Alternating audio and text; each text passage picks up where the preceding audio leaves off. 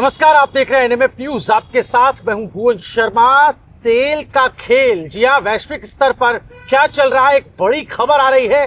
Trump ने Putin के खिलाफ यानी रशिया के खिलाफ बड़ा एक्शन लिया है, जिसकी चर्चा इस वक्त पूरे विश्व में हो रही है। भारत पर क्या असर पड़ेगा, इसको समझने के लिए मेरे सहयोगी अभिषेक कुंडी मेरे साथ हैं, उनसे हम बातचीत करेंगे। अभिषेक, दो बड़ी तेल कंपनियों पर प्रतिबंध ट्रंप द्वारा लगाया जाना, ये क्या खबर? देखिए, ट्रंप ने जो काम किया है उससे वैश्विक स्तर पर इतनी महंगाई बढ़ने वाली है मौजूदा वक्त में, जिसका अंदाजा ट्रंप को शायद नहीं है, और उसका सबसे ज्यादा असर भारत पर तो पड़ेगा ही, अमेरिका और यूरोप पर भी इसका असर पड़ने वाला है। देखिए, अगर सबसे पहले भारत की बात करें तो रशिया की कंपनी है रोजनेफ्ट, जिससे भारतीय की जो सरकारी कंपनियां हैं या फिर भारत की जो प्राइवेट कंपनियां हैं वो तेल खरीदती हैं। अंबानी की अगर बात करें तो अभी इसी साल अंबानी ने एक डील किया है उस कंपनी के साथ से कि हर साल 10 साल का डील किया है कि हर साल 12 से 13 बिलियन डॉलर का तेल वो वहां से खरीदेंगे। अब बैन लगने के बाद क्या वो तेल खरीद पाएंगे, एक बड़ा सवाल अपने आप में, क्योंकि अगर बैन लगा दिया अमेरिका के द्वारा, उसके बावजूद भी अंबानी के द्वारा अगर तेल खरीदा जाता है तो जितना निवेश अंबानी का अमेरिका में है, ऑटोमेटिकली अमेरिका उस पर बैन लगा देगा। तो भारत के लिहाज से ये एक बहुत बड़ी घटना है। सरकारी कंपनियां जो हैं वो तेल खरीदती हैं। भारत अपनी ज़रूरत का लगभग 35 से 40% तेल रशिया से खरीदता है, और भारत को जो वैश्विक जो मार्केट कैप लगाया हुआ है यूरोप के द्वारा, जो बैन्स लगाए हुए हैं, $60 प्रति बैरल का से ऊपर रशिया तेल नहीं बेच सकता। उसी रेट पे रशिया तेल बेच सकता है, उससे भी लगभग $4 प्रति बैरल की छूट रशिया भारत को देता है।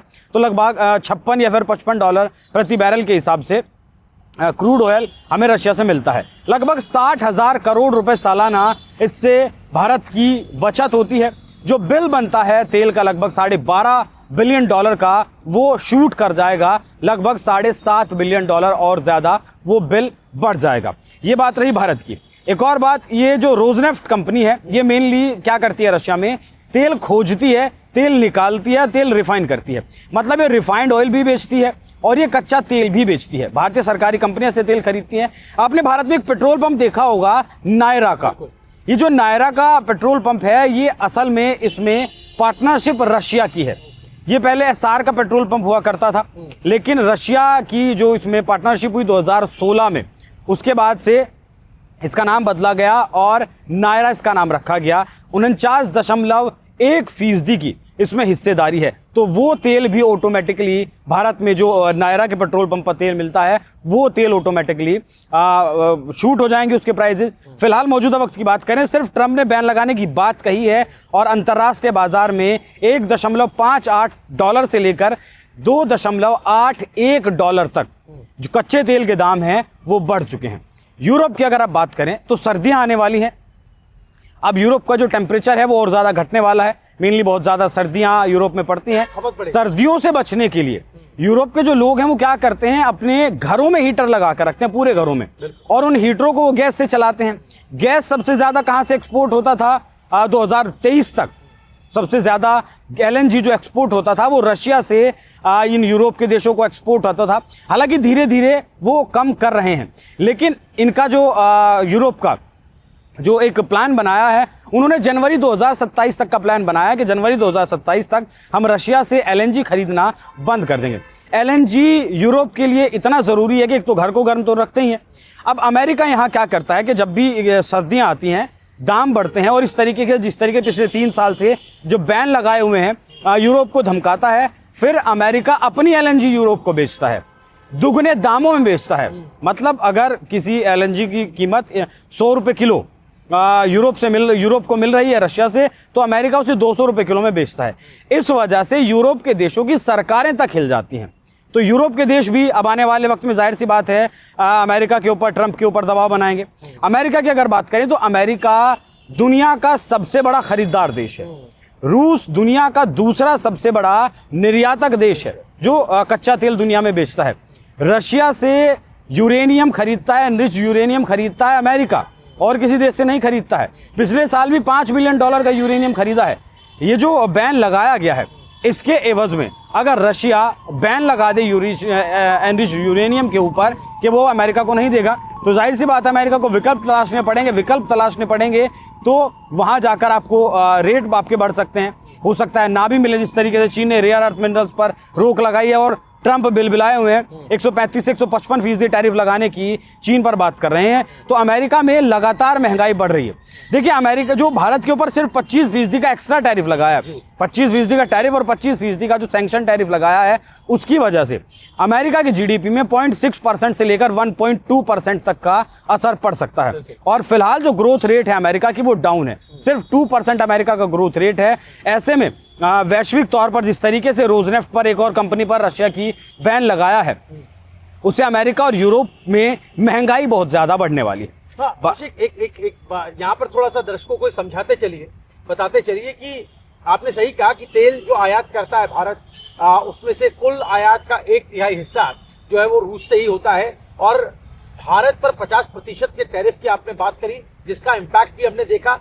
वहाँ तो इकोनॉमिक बूस्ट हुई, लेकिन यहाँ पर भारत के लिए बड़ी मुश्किल की खड़ी हो गई। इन सब में यूक्रेन क्या फैक्टर अदा कर रहा है, उसका रोल क्या है और वजहें क्या हैं? ट्रंप इतने चिढ़े हुए क्यों हैं पुतिन से? और उनकी तो लगातार बातचीत भी हो रही है, कई दौर की बातचीत हमने देखी, कई मंचों पर वो लोग मंच साझा करते हुए नजर आए। तो बातचीत हो रही है, लेकिन बात क्यों नहीं बन रही है, क्या लगता है? देखिए, जो अलास्का में मीटिंग हुई थी अगस्त में, उसके बाद ऐसा लगा था कि शायद दोनों देशों के बीच सब कुछ ठीक हो, लेकिन नहीं हुआ।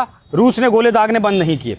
अभी 15 अक्टूबर को जेलेंस्की अमेरिकी दौरे पर गए थे, 16 अक्टूबर को वहां जाते हैं, 17 अक्टूबर को वहां के बहुत सारे व्यापारियों से मिलते हैं, बहुत सारे अधिकारियों से मिलते हैं, बहुत सारे मंत्रालय ऐसे जो तेल को कंट्रोल करते हैं, गैस को कंट्रोल करते हैं, हथियारों को कंट्रोल करते हैं, या फिर टॉमहॉक मिसाइल की जो बात चल रही थी उसको कंट्रोल करते हैं। उसके बाद मीटिंग होती है ट्रंप की और जेलेंस्की की। जेलेंस्की को उम्मीद थी कि जिस तरीके से टॉमहॉक मिसाइल मांगी थी यूक्रेन ने, और उसके बाद रशिया की तरफ से धमकी आई थी और रशिया की तरफ से कहा गया था कि कोई भी देश अगर इस तरीके से हथियार देता है तो वो सीधा दुश्मन रशिया का हो जाएगा। वो धमकी ट्रंप को समझ आई। हालांकि ट्रंप ने पहले तो कह दिया था कि हाँ, हम दे सकते हैं, उस पर विचार कर सकते हैं, बात कर सकते हैं। लेकिन जैसे जेलेंस्की वहां पहुंचे, जेलेंस्की अपने साथ एक मैप लेकर वहां पहुंचे थे कि जो 4 इलाके, लुहांस्क का हुआ, डोनेट्स्क का हुआ, ये जो 4 इलाकों पर कब्जा किया हुआ है रशिया के द्वारा, उन्हें हम 1 भी इंच जमीन अपनी छोड़ने के लिए तैयार नहीं है, हम सारी की सारी जमीन वापस लेंगे। यहां इससे पहले जब रास्ते में थे, 15 तारीख को यूक्रेन से निकले जेलेंस्की और 16 तारीख को पहुंचते हैं, इस बीच में ट्रंप ने पुतिन से बात की। फोन पर बात होती है लगभग 1.5 घंटा। इस बात की जानकारी अपने सोशल मीडिया हैंडल ट्रुथ पर भी ट्रंप देते हैं। उसमें सीक्रेट बातचीत होती है, उसके बारे में तो नहीं बताते, लेकिन इतना जरूर बताते हैं कि पुतिन के द्वारा एक प्लान उन्हें दिया गया है, उस प्लान पर वो जेलेंस्की के साथ चर्चा करेंगे। उस प्लान में यह था कि जो 4 हिस्सों पर कब्जा किया हुआ है, उनमें से 2 हिस्सों पर तो हम बात ही नहीं करेंगे, उन 2 क्षेत्रों को तो हम अपने पास रखेंगे, बाकी के जो 2 क्षेत्र हैं उनसे हम पीछे हट सकते हैं, जिससे कि रशिया को भी ये लगे कि 4थे साल युद्ध में है, लाखों सैनिकों का जो है बलिदान हो चुका है, तो हमने भी कुछ कमाया, हमने भी कुछ जीता है। साथ में यूक्रेन से जब 2 हिस्सों से पीछे हटेगी रशिया की सेना, तो यूक्रेन को भी लगेगा कि हाँ, हमने रशिया की सेना को पीछे धकेल दिया। तो दोनों का यहाँ बैलेंसिंग पॉइंट था। लेकिन यूक्रेन ने जैसे ही मना किया, जेलेंस्की ने जैसे ही मना किया कि मैं इस प्रस्ताव को मानने के लिए तैयार नहीं हूँ, तो कुछ इंटरनल सोर्सेज से फिर ये खबर आई, फिर कई अखबारों ने, सबसे पहले फाइनेंशियल टाइम्स ने इसे ब्रेक किया और कहा कि वो जो नक्शा था वो फेंक कर मारा लिटरली ट्रंप ने, कि तुम्हें इसका मतलब युद्ध रोकना ही नहीं है, तुम्हें युद्ध रोकना ही नहीं है और तुम चाहते ही नहीं हो कि युद्ध रोका जाए। और जो टॉमहॉक मिसाइल लेने के लिए गए थे, जो जेलेंस्की को लग रहा था कि टॉमहॉक मिसाइल अगर मिल जाती है और उस मिसाइल को वो दाग देते हैं रशिया के ऊपर, तो वो डर जाएंगे, वैसा ट्रंप ने उसके बारे में ये कहा कि अगर तुम्हें हम टॉमहॉक दे भी देते हैं और तुम रशिया के ऊपर दाग भी देते हो, तो फिर तुम्हें पूरी तरीके से रशिया यूक्रेन को बर्बाद कर देगा। फिलहाल रशिया अगर थोड़ा सा कंट्रोल में है तो वो इसीलिए क्योंकि दोनों देश अब इस संघर्ष का विराम चाहते हैं, दोनों देश अब चाहते हैं कि ये लड़ाई बंद हो जाए, वरना तुम्हें बर्बाद कर देगा रशिया। ये बात हुई। उसके बाद जेलेंस्की वहां से अपना जो फटेहाल लेकर गए थे, उन्हीं फटेहाल से वो वापस आ गए हैं। ये एक चिढ़न का बहुत बड़ा पॉइंट रहा। अब ट्रंप लगातार कोशिश कर रहे हैं, पहले 24 घंटे का दावा किया था रुकवा दूंगा, फिर 100 दिन में कहा रुकवा दूंगा, लेकिन जनवरी में आए थे और 10वां महीना चल रहा है, लगभग 10 महीने बीत चुके हैं ट्रंप को आए हुए, और पुतिन बिल्कुल भी मानने के लिए तैयार नहीं है। देखिए सर, ये जो बैन लगाया गया रशिया की कंपनियों पर, ये इससे पहले भी लगाया जा सकता था। जो मार्केट कैप लगाया था $60 प्रति बैरल का, कहीं ना कहीं इस युद्ध को जो चलाने में जो भारत के ऊपर, चीन के ऊपर आरोप लगाता है ना अमेरिका कि युद्ध मशीनरी को सपोर्ट कर रहे हैं, नहीं, असल में इस युद्ध मशीनरी को अमेरिका ने सपोर्ट किया है, क्योंकि अमेरिका के हथियार बिक रहे थे। अमेरिका ने अब जो डील की है यूक्रेन के साथ 50% उसके रेयर अर्थ मिनरल्स वहां से एक्सट्रैक्ट करने के लिए, ये कैसे कर पाता अमेरिका अगर ये युद्ध अपना हथियार वो नहीं बेचता यूक्रेन को या फिर नाटो देशों को।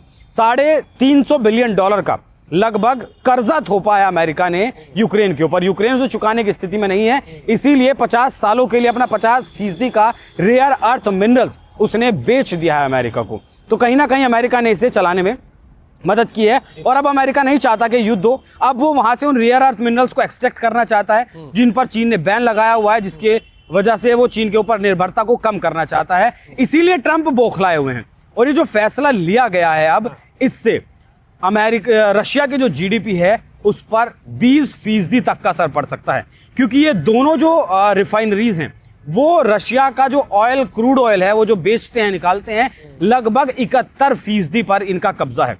71% तेल का उत्पादन ये दोनों कंपनियां करती हैं। ऐसे में बैन लगना बहुत अपने आप में एक बड़ा काम है। इससे पहले यूरोपियन यूनियन और अमेरिका की अगर बात करें तो 17,000 से ज्यादा 12 चैप्टर्स में, 13वें चैप्टर की शुरुआत इन्होंने फिलहाल कर दी है, 12 चैप्टर के सैंक्शंस में 17,000 से ज्यादा सैंक्शंस रशिया के ऊपर लगाए हुए हैं। और रशिया के साथ प्लस पॉइंट ये रहा कि इस युद्ध में उसकी इकोनॉमी बढ़ी है, उसकी जीडीपी बढ़ी है, ऑल टाइम हाई पर उसकी इकोनॉमी पहुंची है, क्योंकि उसने तेल ज्यादा से ज्यादा निकाला है, तेल ज्यादा से ज्यादा बेचा है। 2024 की अगर बात करें तो भारत ने 87 मिलियन बैरल तेल खरीदा है रशिया से, चीन ने 130 मिलियन बैरल तेल खरीदा है रशिया से। तो ये इकोनॉमी वाकई में रशिया की बूस्ट हुई है। और ऐसे में अगर बैन लगता है और इस बैन की वजह से भारत पर असर पड़ता है, तो सितंबर महीने में एक रिपोर्ट आई थी कि भारत की सरकारी जो तेल कंपनियां हैं उन्होंने पिछले महीने के मुकाबले 9% तेल कम खरीदा है। ट्रंप का भी एक बयान आपने देखा होगा जिसमें वो दावा कर रहे थे कि आने वाले वक्त में भारत ने वादा किया है कि वो लगभग शून्य कर देगा रशिया से तेल की खरीद। एकदम तो नहीं कर पाएगा, लेकिन वक्त लगेगा। उसी कड़ी में ये रिपोर्ट आना, 9% की गिरावट, तो दिखाता है कहीं ना कहीं कि असर तो ट्रंप की इन नीतियों का, इन टैरिफ का पड़ रहा है। आने वाले वक्त में क्या होता है, क्या कुछ अपडेट इस पर आती हैं, वो देखने वाली बात होगी। लेकिन जिस तरीके से ये फैसला लिया गया है, इससे ट्रंप ने रशिया, पुतिन की गर्दन तो जरूर मरोड़ी है, लेकिन अब यूरोप के जो देश हैं वो कहीं ना कहीं ट्रंप की गर्दन भी मरोड़ने वाले। बिल्कुल, वो कहीं ना कहीं अब दबाव बनाएंगे। और आपने बिल्कुल ठीक कहा कि ट्रंप शासन, जो दोबारा से ट्रंप व्हाइट हाउस में आए हैं, उसके बाद से ये पहला रूस पर प्रतिबंध हम देख रहे हैं जो लगाया गया है तेल कंपनियों के ऊपर। और इसका असर क्या पड़ेगा, यह अभिषेक ने समझाया कि कैसे एशियाई जगत में, एशियाई क्षेत्रों में 3% का उछाल आ गया है इस प्रतिबंध के बाद। और तो ये अपने आप में बताने के लिए काफी है कि अभी तो ये शुरुआत है, आगे आने वाले वक्त में हालात और खराब हो सकते हैं अगर ये अड़ियल रवैया रहा। और आप इस बारे में क्या राय रखते हैं? आपको क्या लगता है ट्रंप ने जो ये फैसला किया है, ये भारत के लिए कितना नुकसानदायक हो सकता है, या इस पर अगर जल्द कुछ नहीं किया गया तो इससे आगे हालात कितने और खराब हो सकते हैं? कमेंट करके जरूर बताइएगा। वीडियो पसंद आया तो ज्यादा से ज्यादा शेयर कीजिए। देखते रहिए NMF न्यूज।